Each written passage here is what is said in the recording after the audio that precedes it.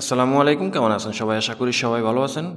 যারা সৌদি আরবে কোম্পানিতে কাজ করেন তাদের মধ্যে থেকে অনেকে প্রশ্ন করেন যে কোম্পানিতে এসেছি ২ বছর হইছে, ৩ বছর হইছে বা ১ বছর হইছে। এখন আমি এই কোম্পানি থেকে বের হতে পারবো কিনা বা বের হতে হলে আমাকে কি করণীয়? এই বিষয়টা অনেকেই প্রশ্ন করে। আশা করি ভিডিওটা শেষ পর্যন্ত দেখবেন। চ্যানেলে নতুন হলে চ্যানেলটা সাবস্ক্রাইব করে রাখবেন।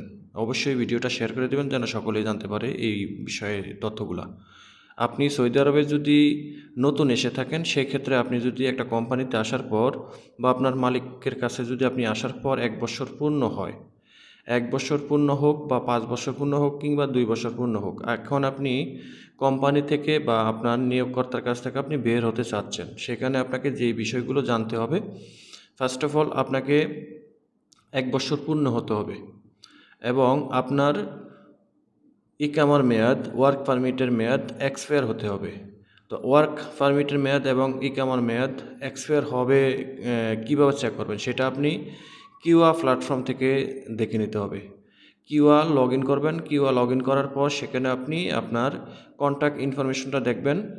কন্ট্যাক্ট ইনফরমেশনটা দেখলে সেখানে দেখতে পাবেন যে ইকামা ভ্যালিড নাকি আনভ্যালিড, অর্থাৎ ইকামা ভ্যালিড নাকি এক্সপায়ার, এবং পাশাপাশি দেখবেন যে ওয়ার্ক পারমিট এক্সপায়ার নাকি ভ্যালিড আছে। যদি এই দুইটা এক্সপায়ার হয়ে থাকে তাহলে আপনি কোম্পানিকে না জানিয়ে যে কোনো জায়গায় আপনি কাভাল হতে পারবেন। সেখানে যদি আপনার কোম্পানির সাথে কাজের কন্ট্রাক্টও থাকে সেখানে কোনো সমস্যা হবে না। শুধু এই দুইটা অপশন এক্সপায়ার হলে হবে যে আপনার ইকামার মেয়াদ নাই এবং ওয়ার্ক পারমিটের মেয়াদ নাই। এই দুইটা অপশন পাবেন, টোটাল ৩টা অপশন পাবেন, ঠিক আছে? তো এই দুইটা অপশন যদি আপনি এই এক্সপায়ার পান তাহলে আপনি কোম্পানি বা কফিলের অনুমতি ছাড়া কাভাল হতে পারবেন। যদি আপনার ইকামা এবং এই ওয়ার্ক পারমিটের মেয়াদ ভ্যালিড থাকে, অর্থাৎ মেয়াদ থাকে, তাহলে আপনি কোম্পানিকে না জানিয়ে বাইরে যেতে পারবেন কি না? না, এখানে আপনাকে অন্য কিছু পন্থা আপনাকে বেছে নিতে হবে। যেমন আপনাকে দেখতে হবে যে আপনার কফিল বা কোম্পানি আপনাকে ৩ মাসের বেতন, সর্বনিম্ন ৩ মাস, ৩ মাসের বেতন আটকে রাখছে কিনা। ৩ মাসের বেতন যদি আটকে রাখে তাহলে আপনি যেটা করতে হবে, মক্তব আল আমেলে আপনি একটা মামলা করবেন। মক্তব আল আমেলে আপনি বেতনের জন্য মামলা করবেন যে কোম্পানি আমাকে ৩ মাসের বেতন দেয় না। মনে রাখবেন ৩ মাসের কম হলে কিন্তু হবে না, সর্বনিম্ন ৩ মাস হতে হবে। ৩ মাস, ৪ মাস, ৫ মাস হলে আরও বেশি ভালো হয়, ঠিক আছে? তো ৩ মাসের বেতন যদি, সর্বনিম্ন ৩ মাসের বেতন যদি আটকায়া থাকে তাহলে আপনি কোম্পানির বিরুদ্ধে মামলা করতে পারবেন। সেখানে আপনাকে অপশন দিবে যে এখন আপনি কি বেতন চাচ্ছেন নাকি আপনি কোম্পানি থেকে কি বের হতে চাচ্ছেন, এইটাও জিজ্ঞাসা করতে পারে। আবার আপনার শুধু বেতনের জন্য যেহেতু মামলা করবেন সেই বেতনটাই উদ্ধার করার চেষ্টা করবে। তো সেখানে মামলাটা করার পর যদি এই মক্তব আল আমেলে যদি আপনি বলেন যে আমি কফিলের কাছে থাকতে চাই না, কফিল যদি এই ৩ মাসের বেতন দিয়েও দেয় মামলার কারণে, আপনি মক্তব আল আমেলকে বলবেন যে আমি কোম্পানির কাছে থাকতে চাচ্ছি না, কারণ এই কোম্পানি আমাদেরকে বেতন দিচ্ছে না, এইভাবে আটকে রাখে, আমি কতবার মামলা করব। তো সেই ক্ষেত্রে আপনার হতে পারে এই যে মামলাটা করলেন এই মামলাটা ডিসমিস করে দিব, ঠিক আছে? সেই মামলায় আপনি জিততেও পারেন, নাও জিততে পারেন। জিতবেন এটা মোটামুটি 100% শিওর। তবে আপনি যদি অন্য কোনো কোম্পানিতে যেতে চান তাহলে মক্তব আল আমেল থেকে আপনাকে সেটা ব্যবস্থা করে দিবে যে আপনাকে ৬০ দিন বা ৯০ দিন ট্রায়াল পিরিয়ডের একটা সময় দিবে যে আপনি ৯০ দিনের মধ্যে আপনি যে কোনো কোম্পানিতে কাফাল হয়ে যান, ঠিক আছে? তো সেখানে আপনাকে এই ৯০ দিনের ভিতরে খুব দ্রুতভাবে অন্য কোনো কোম্পানিতে কাফালা হতে হবে। যদি কাফালা না হতে পারেন তাহলে ৯০ দিন পরে আপনি এই কোম্পানিতে আবার অ্যাড হয়ে যাবেন। অর্থাৎ এই ৯০ দিনের জন্য আপনার কোম্পানির কাছ থেকে মক্তব আল আমেল আপনাকে ব্লক করে রাখবে, অর্থাৎ বিচ্ছিন্ন করে রাখবে। তো বিচ্ছিন্ন করে রাখার ফলে আপনি কাফাল হতে পারবেন। আর যদি এই ৯০ দিনের ভিতরে কাফালা না হতে পারেন, ৯০ দিন পরে ৯১ দিনের দিন আপনি আবার এই কোম্পানিতে অটোমেটিকলি অ্যাড হয়ে যাবেন, ঠিক আছে? ঘড়ির কাঁটা যেরকম ১২টা থেকে ঘুরতে ঘুরতে আবার ১২টায় আসে, ঠিক এটাও সেরকম। আবার ৯১ দিনের দিন আপনার এই বর্তমান কফিলের কাছে আপনি অটোমেটিক অ্যাড হয়ে যাবেন। তখন কিন্তু আপনার একটা ঝামেলা হয়ে যাব, ঠিক আছে? তখন মক্তব আমেলে মামলা করলেও আর হবে না, কারণ তারা আপনাকে সময় দিয়েছে ৯০ দিন। এই ৯০ দিনের ভিতরে আপনি কাফাল হতে পারেন নাই, এরপরে মামলা না নেওয়ার সম্ভাবনা একে 99%। কফিল যদি আপনাকে কোনো রকম হ্যারাসমেন্ট করে তাহলে সেখানে কিছু করার থাকবে না আপনার, ঠিক আছে? কারণ আপনাকে সুযোগ দেওয়া হয়েছে। এরপরে আপনি যদি, এটা গেল এই বিষয় বেতন সংক্রান্ত। এখন আপনি যদি এছাড়াও যদি আপনি কোম্পানির কাছ থেকে বের হইতে চান, আপনার ২ বছর, ৩ বছর, ৫ বছর যতটাই পূরণ হয়েছে না কেন, এখন কোম্পানিতে থাকতে চাচ্ছেন না, সেই ক্ষেত্রে আপনি কোম্পানির সাথে দেখা গেছে আপনার ইকামা ভ্যালিড আছে, ওয়ার্ক পারমিট ভ্যালিড আছে এবং বেতনও সব কিছু ঠিকঠাক মতো দিচ্ছে, তারপরও আপনি কোম্পানির কাছে থাকতে চাচ্ছেন না, হয়তো আপনার বেতন কম কিংবা আপনি কোনোভাবে তাদের কাছে হ্যারাসমেন্ট হচ্ছেন, তো কোনো না কোনোভাবে মন মালিন্য হওয়ার কারণে আপনি বের হয়ে যাচ্ছেন বা যেতে চাচ্ছেন, সেক্ষেত্রে আপনি কোম্পানিকে যে কোনো ওয়েতে যে কোনোভাবে কনভার্স করার চেষ্টা করতে হবে, অর্থাৎ আপনি কোম্পানিকে রাজি খুশি করিয়ে তারপরে যাওয়ার চেষ্টা করতে হবে। ঠিক আছে, কোম্পানি যদি না দেয় তাহলে আপনি যেতে পারবেন না।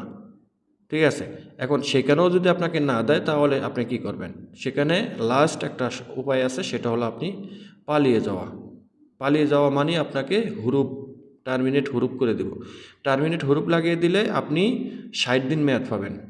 এই 60 দিনের মধ্যে আপনি যে কোনো জায়গায় কাফালা হতে পারবেন। মনে রাখবেন, যদি আপনি শেষ পন্থাটা আপনি অবলম্বন করেন যে আপনি এই ইকামা ভ্যালিড আছে, ওয়ার্ক পারমিট ভ্যালিড আছে, আপনি কাফালা হতে পারেন নাই, আপনি 3 মাসের বেতন তো দূরের কথা, 3 দিনের বেতন আপনার বাকি নাই, সেই ক্ষেত্রে আপনি এই মামলার মাধ্যমে কিংবা কোনোভাবে আপনি কোথাও যেতে পারছেন না কোম্পানির কাছ থেকে। এখন আপনি খুঁজছেন কি যে আপনার পলাইয়া যেতে হইব। আপনি যদি পলাইয়া যান তাহলে সেখানে আপনাকে কোম্পানি 2টা কাজ করতে পারে, একটা হলো ফাইনাল এক্সিট আর একটা হলো হুরুপ। তো এখানে বর্তমান সিচুয়েশনে রিস্ক থাকে একটা বেশি, সেটা হলো ফাইনাল এক্সিট। ফাইনাল এক্সিট দিলে আপনি কাফালা হতে পারবেন না, বৈধ হতে পারবেন না, আপনাকে দেশে চলে যেতে হবে। ঠিক আছে, আর যদি বাই দেওয়াই আপনার কফিল আপনাকে হুরুপ লাগিয়ে দেয়, হুরুপ লাগিয়ে দিলে আপনি যে কোনো জায়গায় 60 দিনের মধ্যে কাফালা হতে পারবেন। তবে এই 60 দিনের মধ্যে কাফাল হওয়ার আগে আপনাকে ভাবতে হবে আপনি সৌদি আরবে কতদিন হয়েছে আইছেন। আপনি যদি 1 বছরের কম হয়, 1 বছরের কম হলে আপনি সেক্ষেত্রে কাফালা হতে পারবেন না, আপনাকে দেশেই চলে যেতে হবে ফাইনাল এক্সিট ইস্যু করিয়ে। ঠিক আছে, আপনাকে যদি টার্মিনেট হুরুপ দেয়, আপনি যদি সৌদি আরবে আসার বয়স 1 বছর পূরণ না হয়, তাহলে সেক্ষেত্রে আপনি কী করতে পারবেন? দেশে যেতে পারবেন, আদারওয়াইজ আপনি কিছুই করতে পারবেন না। তবে এখানে টার্মিনেট দেওয়ার যে একটা সময়সীমা, যেমন আপনার সৌদি আরবে আসার বয়স হয়ে গেছে 11 মাস, ঠিক আছে, 12 মাস পূরণ হইতে আর 1 মাস, তো আপনাকে এই 11 মাসের মাথায় আপনাকে টার্মিনেট করে দিছে। তো টার্মিনেট করে দেওয়ার পরে আপনি এই যে 60 দিন মেয়াদ পাইবেন, তাহলে 1 মাস পরে 12 মাস হয়ে যাব, তারপরে হইব 13 মাস, অর্থাৎ 1 বছর পূর্ণ হয়ে গেছে। তো এই টার্মিনেট লাগিয়ে দিলে আপনি এই 60 দিনের মধ্যে আপনি কাফালা হওয়ার সম্ভাবনা আছে, যেহেতু আপনার 1 বছর শেষ হয়ে যাব, 13 মাসে পড়িয়া দিবেন, সেক্ষেত্রে আপনি এই টার্মিনেটের মধ্যে থেকে আপনি কাফালা হইতে পারবেন। আর যদি 60 দিন পরে যদি আপনার হুরুপ চলে আসে, না কাফালা হইতে পারবেন, না আপনি সৌদি আরবে বৈধভাবে থাকতে পারবেন, কোনোটাই পারবেন না। ঠিক আছে, আর যদি আপনার 2 বছর 3 বছর 5 বছর হয়ে থাকে, তাহলে সেই ক্ষেত্রে আপনি কোনো চান্স পান নাই, শুধু পালিয়ে যাওয়ার চিন্তা ভাবনা করছেন, পালিয়ে গেছেন, বাই দি ওয়ে আপনাকে টার্মিনেট হুরুপ লাগিয়ে দিয়েছে। এখন এই টার্মিনেটের মেয়াদ 60 দিন থাকবে, এই 60 দিনের মধ্যে আপনি যে কোনো জায়গায় কাফাল হতে পারবেন। 60 দিন পার হয়ে গেলে সরাসরি হুরুপের আওতায় চলে যাবেন, আপনি পলাতক মামলার আওতায় চলে যাবেন, আপনি সেখানে কাফাল হতে পারবেন না যদি সরকার কোনো রকম সুযোগ না দেয়। ঠিক আছে, এই হলো বিষয়টা। আশা করি বুঝতে পারছেন। যারা এই ধরনের প্রশ্নগুলি করেন তারা অবশ্যই উত্তরটা পেয়েছেন। ভিডিওটা শেয়ার করে দেবেন, চ্যানেলটি সাবস্ক্রাইব করে পাশে থাকা বেল আইকনটা অন করে রাখবেন। আল্লাহ হাফিজ।